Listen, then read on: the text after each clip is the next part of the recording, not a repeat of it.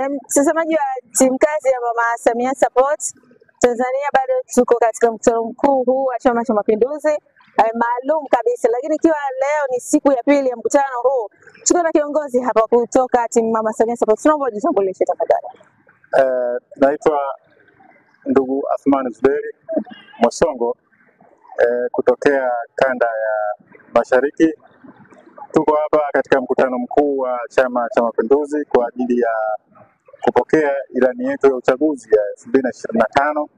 Jana tulipokea, tulitazama namna gani utekelezaji wa ilani ya Chama cha Mapinduzi CCM kutokea 20 mpaka 25, namna gani chama kimeweza kutekeleza majukumu yake iliyoahidi wananchi katika ilani ile.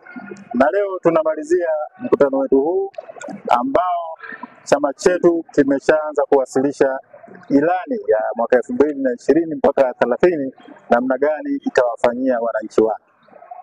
Sasa kwa leo sasa ilani imefanywa marekebisho kadhaa, katiba ya Chama cha Mapinduzi imefanywa marekebisho kadhaa, lakini ilani sasa imeachiliwa wazi.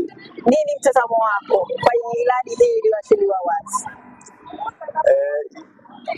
Ilani iliyoachiliwa leo nafikiri ni moja kati ya vitu bora kabisa tunavyoshuhudia sisi katika kizazi hiki cha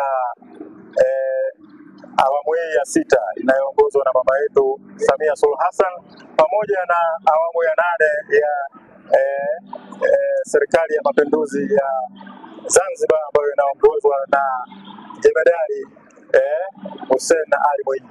Kwa hiyo ni vitu bora ambavyo vimehusishwa, na kama alivyozungumza mama yetu Daktari Samia Suluhu Hassan jana kwamba ilani hii imetengenezwa na makundi mengi ya wataalamu mpaka mchakato wake kukamilika. Kwa hiyo vitu vyote ambavyo vimezungumzwa na vimekuwa displayed katika screen leo tumeviona, tumewashuhudia, ni moja kati ya ilani bora kabisa zilizowahi kutengenezwa tangu mimi kupata ufahamu wangu. Sawa, basi kiongozi, mimi nikushukuru.